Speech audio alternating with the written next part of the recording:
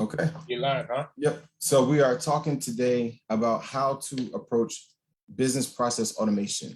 I have with me today the one and only David Curry. You guys have seen David on like everything I do for years. And to give you a little background, David and I are friends. We've been friends for over 20 years. And during that whole 20-year period, David has been one of the most analytical thinkers I've ever known, to a point where we just argue sometimes just for the sake of taking different positions. And in that, I've learned a tremendous amount of information about, how data works, what you use data for, why data is important, and also really how to implement some of this information into your business and make what I first heard him use as data-driven decisions. And so now, we fast forward to Dave is now CEO of Shore Optimize, and he's also a partner with Salesforce. Is that correct? Yeah, that's right. So several days ago, Dave and I took a walk. He was consulting me, I was consulting him. We were consulting each other through the park, and we decided to go live. And we were talking about like automation, and it clearly was a topic a lot of people were interested in, and many business owners had questions. How does it work? What is it? How vast should it be? How deep do you go? And we realized just how many questions there were around business automation. So we decided today to talk about, how to approach the business process and as it relates to automation. And we're going to be talking about what is business automation, types of automation, considerations for, to start small, and some other steps you got to stick around for. And then we're also going to give examples of business automation. But in that intro, I'm sure I missed something, David. If you can tell people who you are, fill in any gaps that I may have. And while you do that, I'm going to share this with a couple of people. Okay. Appreciate it, Brent. Thanks for the intro. I'm, again, David. Most of my background has been in software engineering, particularly around building enterprise data systems for companies. And the last 4 years, I've been running a data analytics and technology company. And that's what we're gonna talk about process automation today and how that fits into businesses of all sizes. So I think one of the things. So Brent, last week we were in the woods. We were on this hike. Yeah, literally. Just randomly talking about automation, and we did the video. And I think part of the reason why people like the topic so much is because there's this idea of not an idea, but there's a goal of removing yourself from a process so that you can free yourself up to do more in other areas of the business. And automation helps do that. But one of the challenges is that people will do automation too quickly or don't think through the whole process. So I think I want to start off with a quick story, if that's okay. No, that's great. And I'll say at this moment, well, I'm sharing it. So if you see me looking down, I'm sharing it. But if any of you business owners out there want to include your team on this discussion, or you want to, kind of tag them in before we dive full in, this would be a great time to do it. If you have a partner and you've been talking about automation, what does it mean for us? How do we approach it? I would suggest sharing it with them. And if you're part of any Facebook groups that deal with business owners or closely related to business owners or people in the entrepreneurial space, I would again suggest you share this. And if you're listening to the podcast and you want to leave a comment, you can go to boldvisionpodcast.com and actually leave a comment if you want to get in touch with David. But definitely please tell as many stories as you like. Okay, so I went, this was maybe 2019, a few years ago. I went to the store and I got 2 suits. Great experience. They helped me pick everything out, the material, all that, like everything was perfect. So basically he's letting us know he gets his clothes custom made. Well, the suits were definitely on point.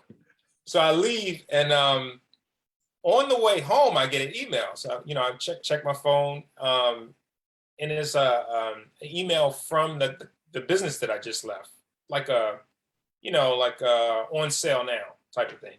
Didn't think too much of it. Later on that night, get another email from him. It's I think it was like an email about some women's clothes that were on sale. And for the next 4 days, I got emails about stuff that I should buy, of which probably 80% I cared nothing about. So to me, like, this is a prime example of where automation has gone wrong. I've gone into the store, I purchased something. So they knew what I purchased. They kind of know my interests, a little bit about my interests. But yet they're sending me emails about stuff that I care nothing about. And not only that, they're sending me emails that are too frequent. And so much so that I ended up just unsubscribing from the newsletter. Altogether. So altogether. And so this is an example of where automation, like, yeah, it's a great idea to get a person engaged in your products, try to share stuff with them that they may care about.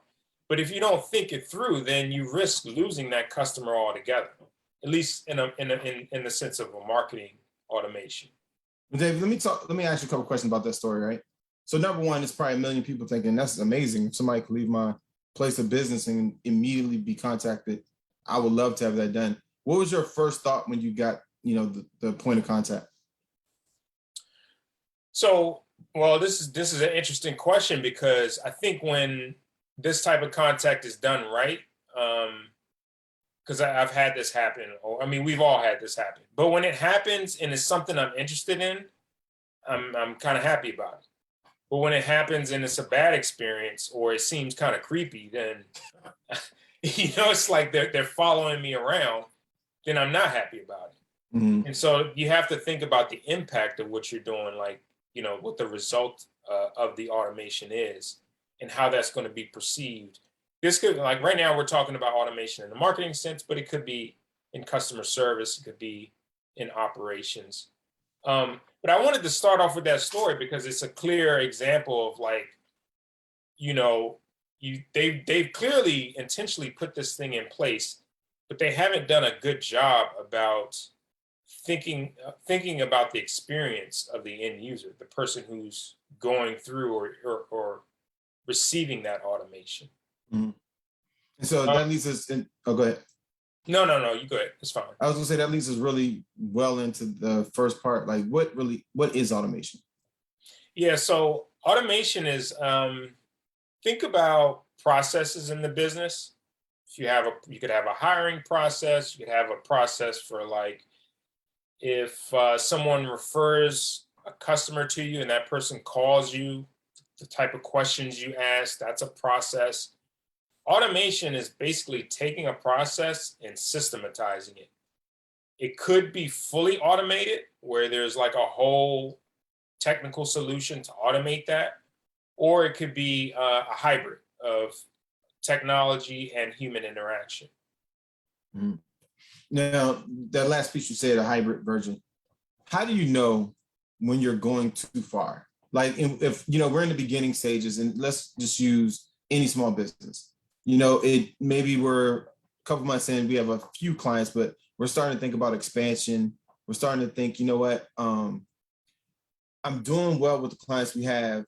I'm starting to, from a capacity point, get tapped out on just what I have energy to do, or how I, introduce new people into our ecosystem. But I know I need more people. So I need to automate as much of this as possible so I can then go out and get new clients. What should that person be thinking, or how do they start? So good candidates for automation are repetitive tasks that you've done over and over and over. If you can write down the steps to something on a piece of paper and think through those steps, it likely is a good candidate to automate. But that's just the first step. Like, so the first step is thinking about the process and outlining the process. The next step is, can this actually be automated, quote unquote, in the sense of using technology? Some things, if there's a lot of conditions to it, like, if this happens, then you should do this. If that happens, do this. It becomes much more complex. So you want to start with simple processes, processes that are well defined and that you've done before, and starting very small. Now, at what point do you do you really just get somebody like, well, how does somebody hire somebody like you? Because I know a lot of business owners, and many of us, from Bold Vision, we consult business owners all the time. And we find that more often than not, business owners get caught in their own head. And they've been so successful at instinctively doing what they know they can do well. They don't even know how to get it out of their head to create a process to see if it can be automated. So, how do we get it out of our head? Is it somebody like you? Yeah, actually, so let's quickly take a step back, because I know you very well, Brent. And you talk about systems a lot. Like, you have a system for everything. I've seen your hard drive and the way you structure your documents, like everything. So first and foremost, it's about systems. Just forgetting about automation for a second. It's important to have systems in your business because it helps you to formalize things. If you bring on a new hire or you want someone else to do the job, you can hand over that system, and all they have to, it's like a playbook. Now they got the playbook to play the game. If you don't have any systems, then you don't really want to automate. So you want to first start with the system. That's the foundation. System being a process. So thinking about the terminology real quick, let's go back over that, because I feel like we're throwing out terminology. So a process are steps that you take to complete an objective. A system is a more formalized version of that process. So it could be, again, if this happens, then you need to go talk to this person and wait for it to come back, blah, blah, blah. I feel like a system also includes outlining the items needed to complete the process. Yes, yeah. It's more holistic. It's the assets, it's the people involved. The process might just be bullet points, or the system is a more detailed version of everything involved in the bullet points. Okay. And then in order to automate that system, you have the conversation about, well, where should we start? How can we make this as simple as possible so that, we have something that we can be successful with and then build on it? And then you also want to think about where are the points where this can't be automated. Like it needs, some parts of it can be automated, but we also need human interaction. So you made me break out my pencil and paper. Now I'm taking notes. Okay. I was like, man, that was a great way to think about that. So yes. So the processes, the systems, and at least automation. And you also said something that I will hope everybody listening heard, including myself. I did hear it. So I'm repeating it for anybody who thinks like me that might need that repeated. The whole system doesn't necessarily have to be automated. No. And actually, you don't want to automate a whole system unless it's very, very simple. So I know we're going to talk about examples later, but just to bring this point home, let's say that you have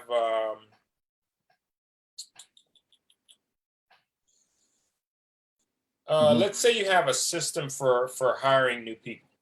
Okay. So that system could be broken down into putting an application online, people applying for the application, the applicants come in, reviewing the applicants, following up on those that you're interested in, so on and so forth. There are steps in there. There are steps within that process or that system that you have to have human interaction. The most clear one to me is reviewing the application. Mm-hmm. Another one is calling the person. But there are steps in there where you can also automate. And I would typically pick the easiest ones first. So right. That being, maybe you have a process where you score candidates. So the application comes in and there's some kind of automation done in the background to score the resumes, so that when you have the human interaction come in, they can look at the top scores first and work their way down the applicants. Okay. And I think that's what we need, because many of us, it's like either you do it or you don't. Either it's 100% complete or it just doesn't work at all. and we don't think, and if I'm speaking out of turn, anybody thinks differently, please, drop a letter in the comments, send us a direct message.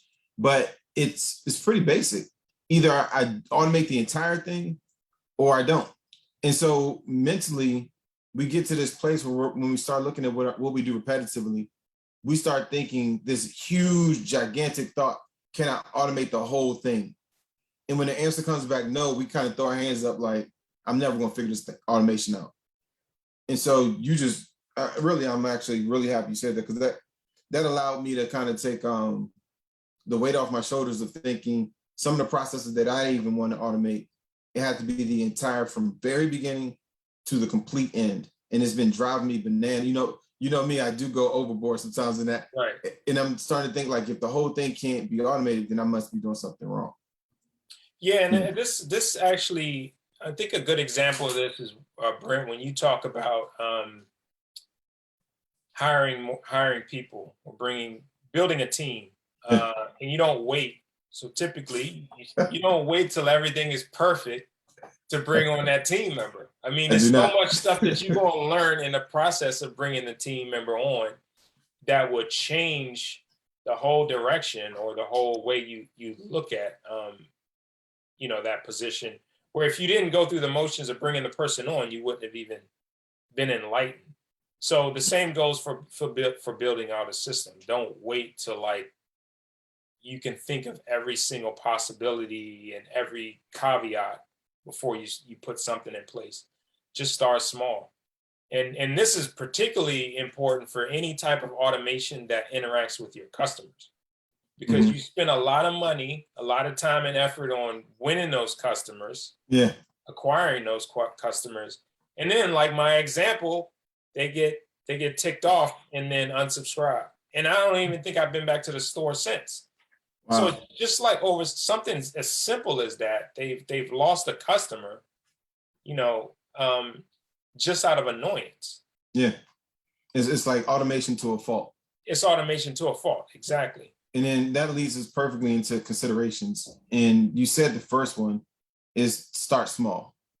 Yeah, you want to start small. So thinking about the marketing example again, if you're gonna automate your marketing emails, maybe start with a very specific use case. So someone signs up to our newsletter, what's the next step? And that's it. Like, we're going to send them a thank you. We're going to send them an email on resources that we know are valuable to our customers, so we're sharing it with them. That's it. But then after that's set up and it's been going, no problems, you can build on that.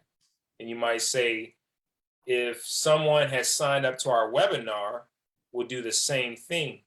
But if they're already on our email list, we won't send it to them. You see what I'm saying? So because what'll happen is you'll start putting these automation layers in, but then depending on where people are coming in from, they'll start to get multiple emails in the same emails because you didn't think about the different conditions. So that's what I mean by starting small and then building on the experience. So I've seen people who they get their database or they start this automation process, but they automate for everybody, every time, for everything. And so similar to don't you, do that. It's a horrible thing, right? Like when you walked into that store and then you walked out and then it was automation, but you went to a pool of people that all get the same thing, regardless of whether they wanted it or not. And, I'm gonna go back to that point you said, which I think was really important, is you don't have to automate the entire process.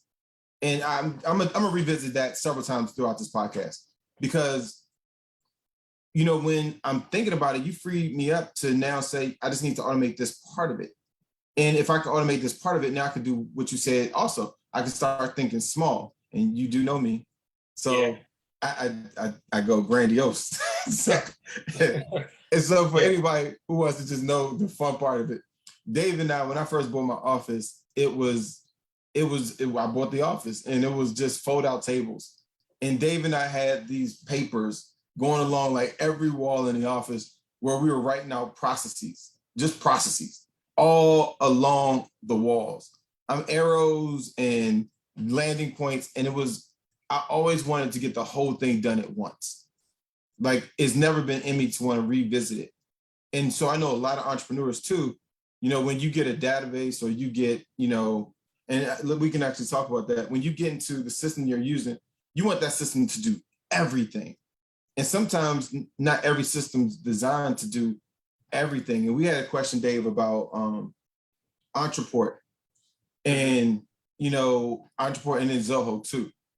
And I know right now you're a partner with Salesforce. Are they all the same thing as it relates to automation?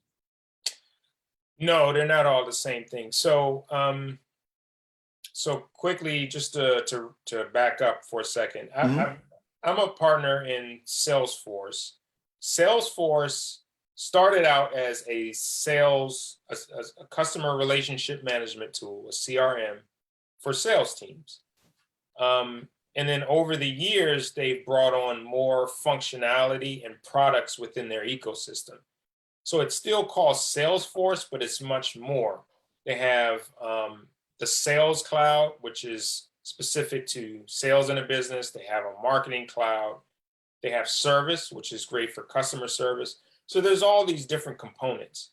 You have other CRMs who, and this is just like any business, where when you have a juggernaut or like a large business, the best way to go after a part of that market share is to be specialized and try to do something very well, very good that big business doesn't do.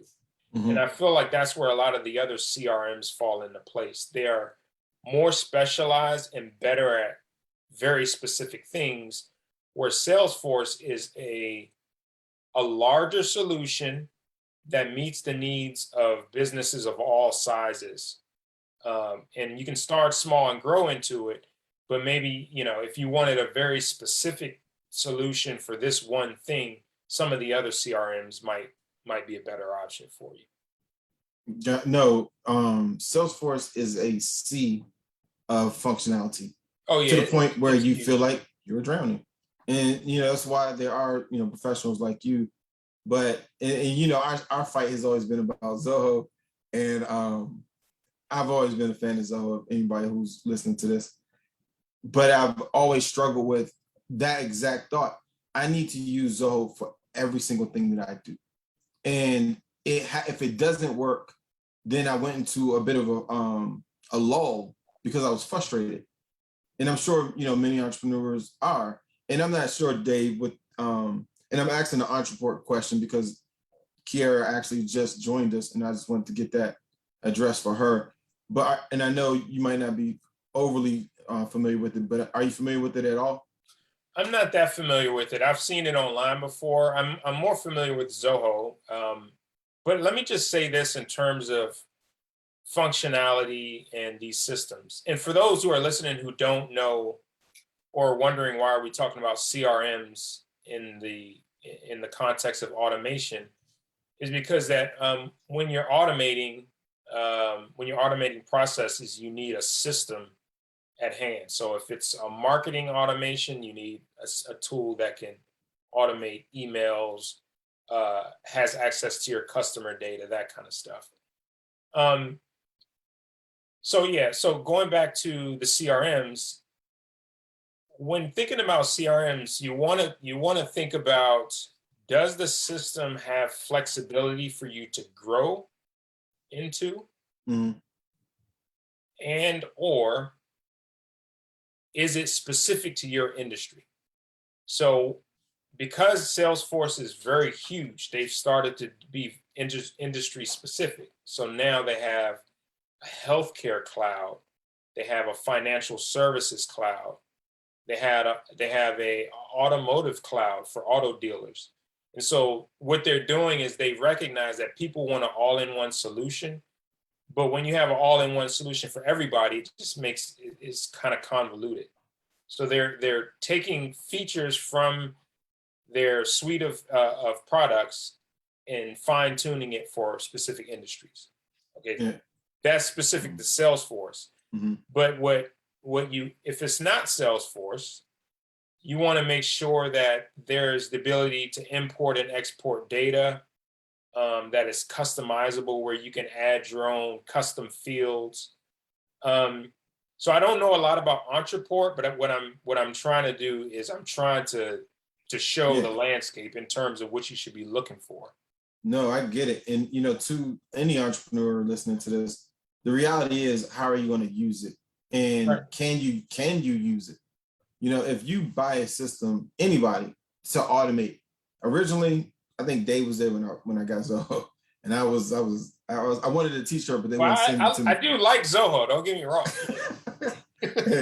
and but I wanted to automate like everything immediately, and I wasn't thinking about the fact of would I actually use it.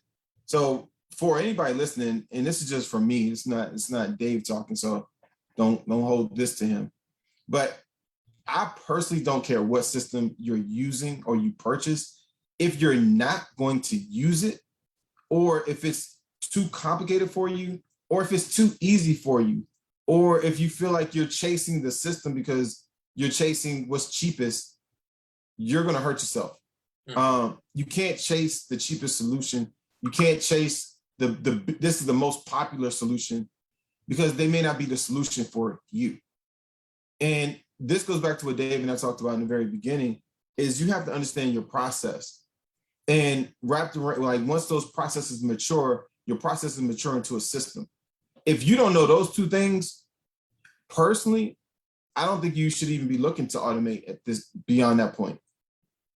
Yeah, Like, I totally agree with that. yeah, like that should be your base. Yeah, and these systems are an investment. I mean, they're not. They're typically not going to be, winning you new business right off the bat.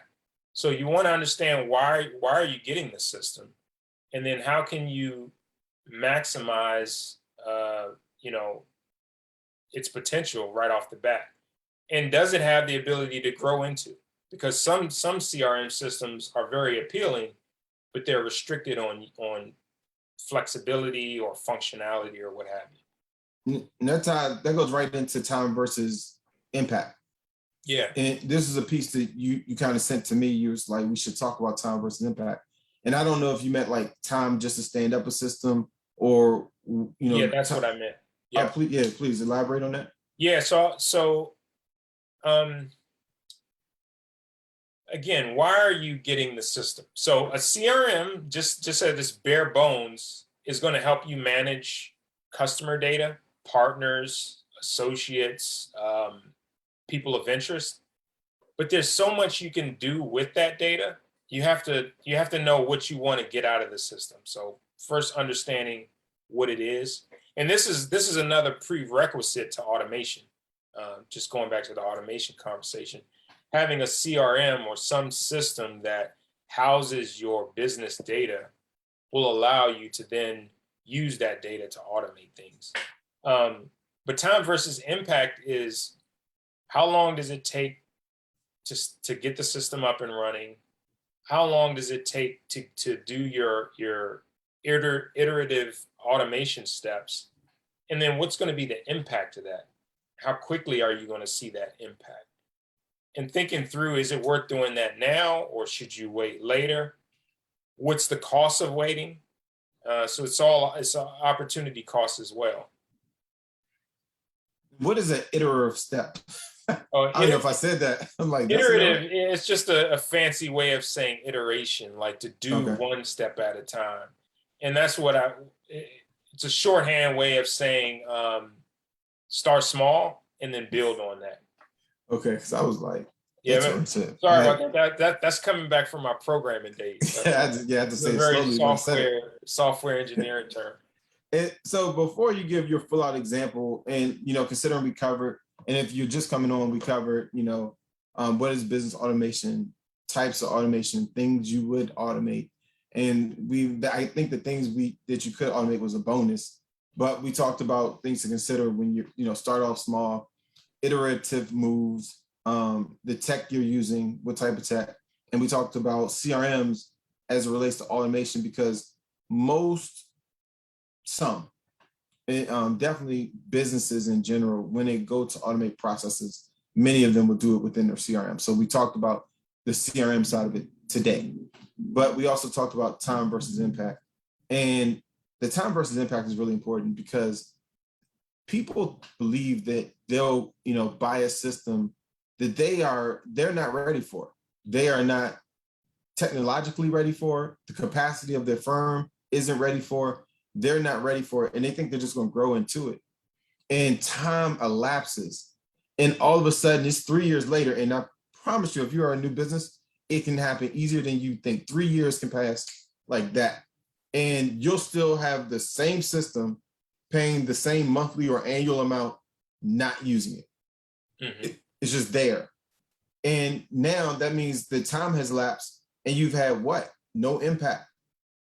And you're doing it because you're trying to, and I'm not trying to, offend anyone, but it's because you're trying to find a cheap way to become a millionaire. And you're trying to find a cheap way to go into 6, 7, 8 figures. Hire somebody that's going to accelerate your time to success. Pay for somebody who knows. This isn't just a shout out for Dave, but of course, if you need somebody, please go to Shore Optimize, because automation is complicated, and you want to have somebody who can help you along the process and just be there for you to walk you through it, because it's not as simple as you think. Because even once you learn the process, and again, Dave, I learned this from you. Once you learn your own process and you understand your systems, you still have to map those things to your technology. It's not as if all of a sudden, because you know your processes, you figured out your systems of completing all these processes, you blink, or you just go buy a technology and it somehow knows what you wrote on your board or in your notebook or what you have in your phone or your computer. You have to actually program it now to do the things you need inside of the system that you wrote. And so that's going to cost you time, and it can affect your impact, and you don't want to do that. So, Dave, when people come to you, at what level are they normally at? Are they at the process level, systems level? Are they just brainstorming? Or are they actually like, I have the system, can you help me make it make sense? It does vary, but I think so.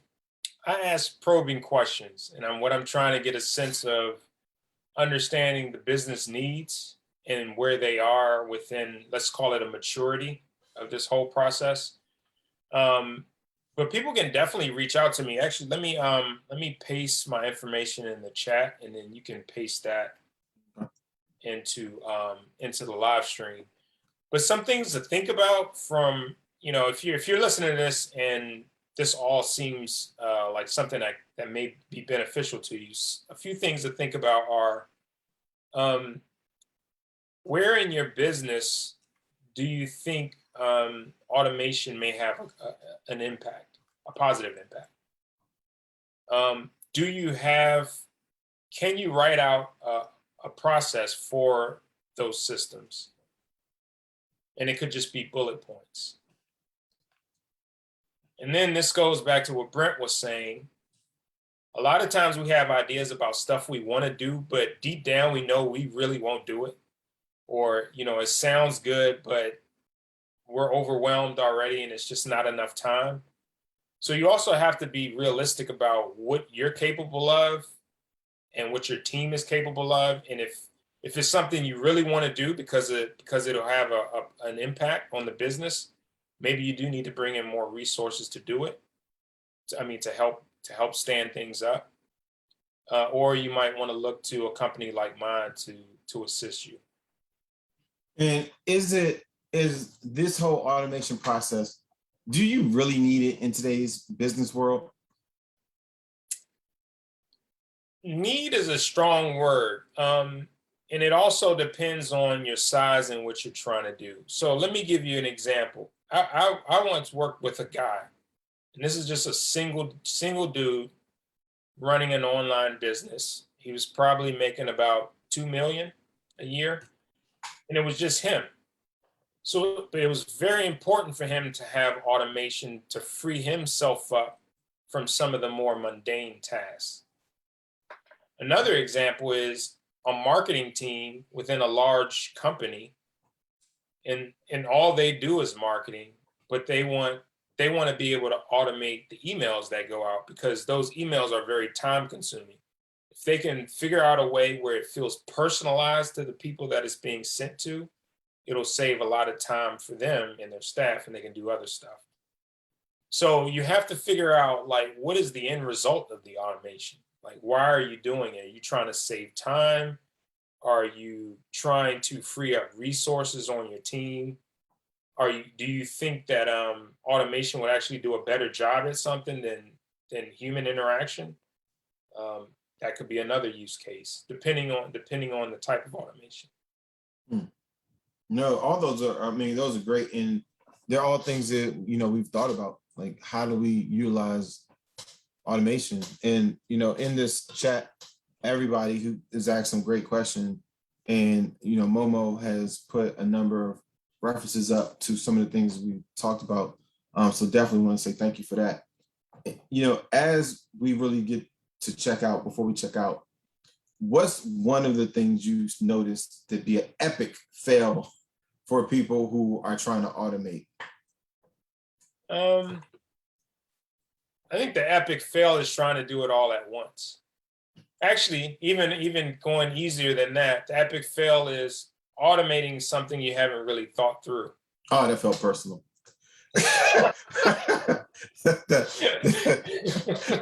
that felt personal. I'm just saying, that's one of them. Okay, what's something that you believe, if most people would do this, it really would help you figure it out before you go down the path of automation? Creating systems for your business, documenting systems in your business. Treat it as if you're about to hire somebody and you need to explain to that person what their job is and write it out. No, that writing it out thing is very important, because people like me, if any business owners are listening to this, I'm the type of person that I will think about it once, twice, and then I'm just going to go do it. And I kind of don't care what happens in the fallout. But as my business has definitely grown, I don't have the capacity to make as many mistakes as I did before.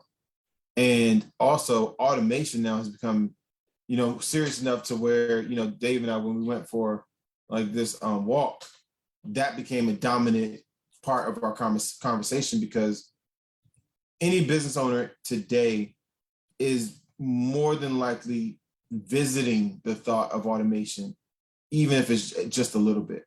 You're visiting that thought in your head, and you're trying to figure out, how do I utilize technology to, make more money, to make my employees' lives a little bit easier, or, if you can, it's just to scale. So, Dave, again, I know you, and I know the way your brain works, and I know automation is something you take seriously, but also the process is something you take seriously. So, for everybody who just tuned in, if you want to visit Sure Optimize and learn more about CEO David Curry, I would absolutely implore you to do it. He has a fascinating story. Like, when you kind of read more about him, I mean, he's won hackathons.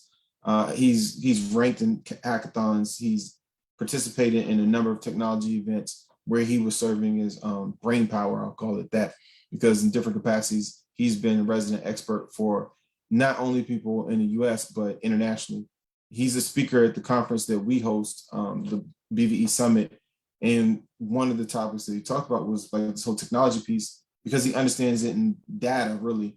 He understands it in a way most don't. And I think his understanding of data makes him that much more efficient and better, I'm gonna use the word, than most when looking at automation, because it's a way you structure automation on the front end that's going to give you certain results on the back end.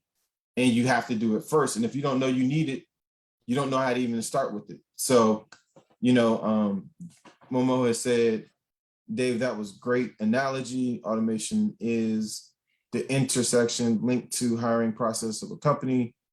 Trust me, he knows. And so, with that being said, I'll kind of let that be the people agree. You were a great guest. Sweet. You were a great guest today. And I definitely believe this is something we'll add to like a series. Okay. Because people need to know, because now we're talking about automation. The question is implementation is next. Right. And what do you lay out before you start to implement? It's one thing to have the conversation. What do you think about before even considering automation? It's another thing now to how do you lay it all out before you start implementing? And so for those of you all who want to get kind of ahead of the curve and learn what we're going to talk about the next time, which we don't even know when the next time might be, but it'll be sometime soon, contact myself. You can reach me via direct message. You can visit Dave at Shore Optimize. And Dave, for anybody who's looking for you, although I am going to post it in the comments, can you just say it for anybody who might be driving or not close to a computer? Oh, sure. So I'm active on LinkedIn. You can find me on LinkedIn by searching David Curry. You can email me at david@Shore Optimize, SURE optimize.com, or call me 202-618-9182. Yeah, I felt like yelling Mike Jones at the end of that. Oh, oh wow. You're taking it back. So thank you for being a guest today. Everybody, we hope that you enjoyed this. One of the things we're going to try to start doing here at Bold Vision is recording our podcast live. So you will be able to get this in our podcast. You can visit us at boldvisionpodcast.com. If you would like to, be able to listen to this on the go while you're at the gym, while you're driving, it will be there. Give us about 3 or 4 days and it will be up. David, thanks again for being with us today. You provided some great information. Everybody remember, be bold and live your life to the fullest. Thanks for having me.